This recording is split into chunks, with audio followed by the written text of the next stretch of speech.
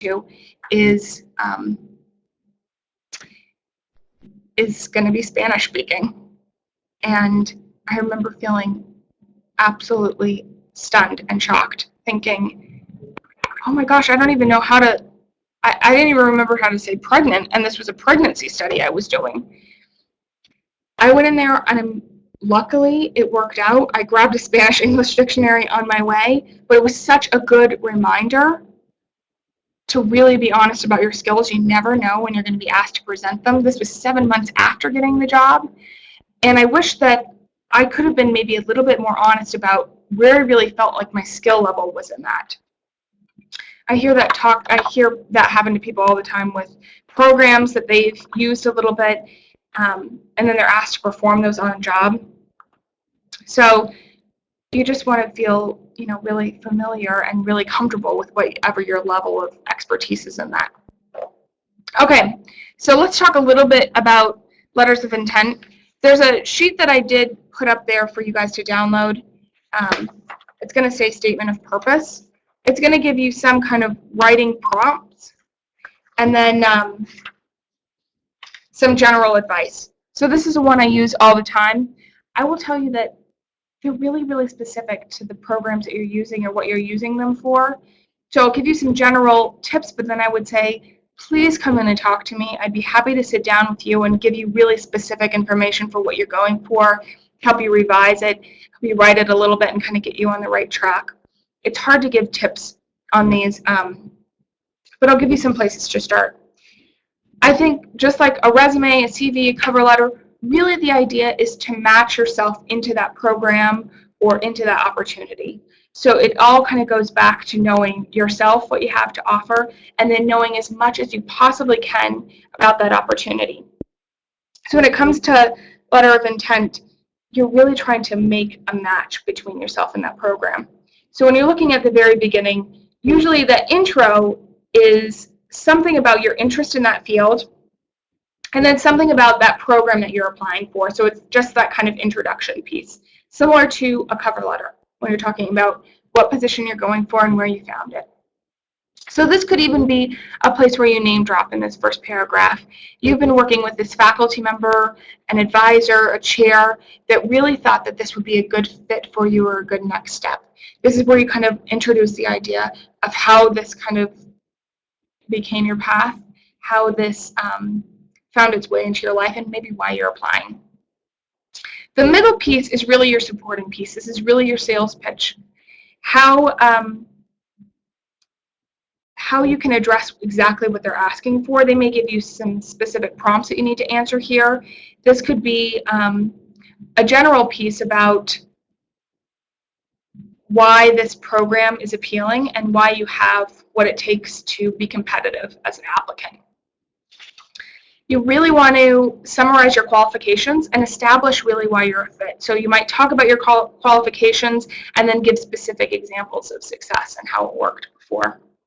And then really kind of give them a detailed long-term plan of how you're going to use this program or use this degree or this opportunity to kind of better you in the future.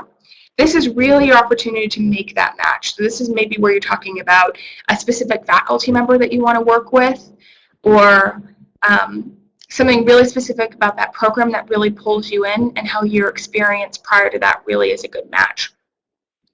The conclusion is really where you just tie up any loose ends. It might be room for one last question or prompt that they've given you, and then really just reestablishing your interest. So saying one thing about how interested you are in this.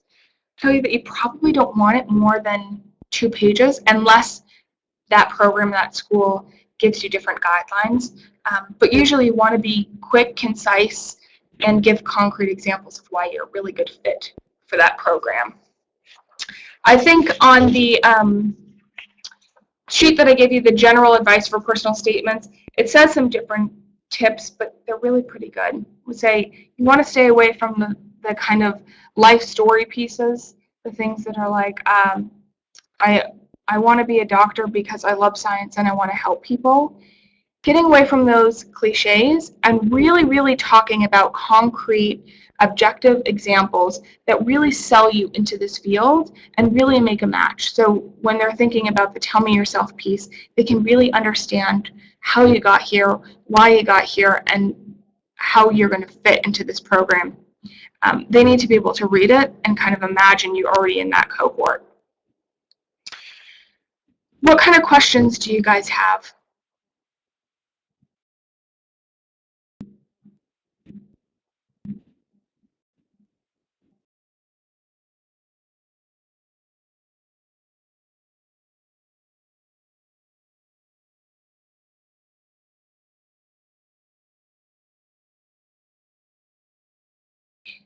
Okay, so if you don't have any questions, I want everyone to have my email and a way that you guys can connect with me after this is done. The best way to get me is by email or just calling the front desk of my office and scheduling an appointment. My email, I'm going to type it in because it's not on that screen. I hope this works, Felipe, if I just type it in here.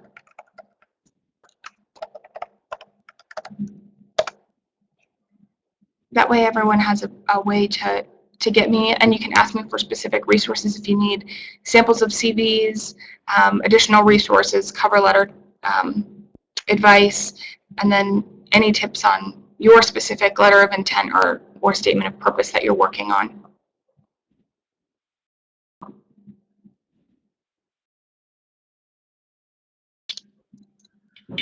Okay, guys, any more questions for Caitlin?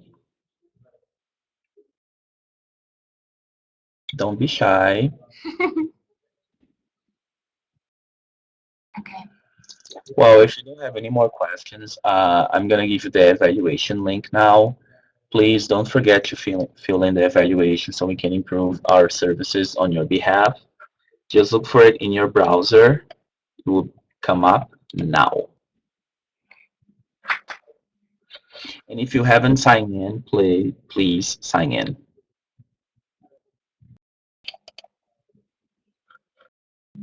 There's a question, Caitlin. Okay.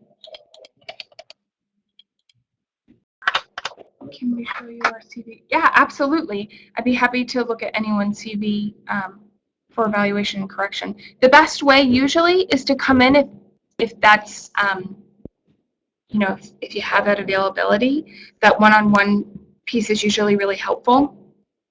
But email it to me as well, and I can give you feedback. It's usually really the most helpful if I can know exactly what you're going for, so you can give me maybe a program or an opportunity that you're looking at, and then I can help you really kind of match your document to what you're going for. But I'd be happy to sit down with anyone who's working on their CV.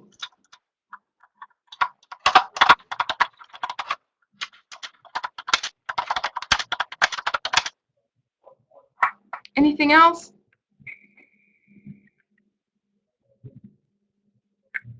George? Okay. Okay. Awesome. Guys, right now you have both links in the chat window. So the first one is the sign-in sheet, if you haven't signed in yet. And the second one is the evaluation. Please don't forget to fill out both. They are very important. Thank you. Thanks, guys. I hope to see you. Please come in. And even if you can't make an appointment, come in for walk-ins and just meet with someone quickly and get some tips on what specifically you're working on. Okay, thanks so much. Bye. Thank you, guys. I just wanted to remind you that we usually record these workshops and they are available at the website later on for your reference. I actually didn't start recording until halfway through. I forgot to record from the beginning. I'm sorry, my bad. But the second half of the workshop will be there if you want to review it. Again, I apologize.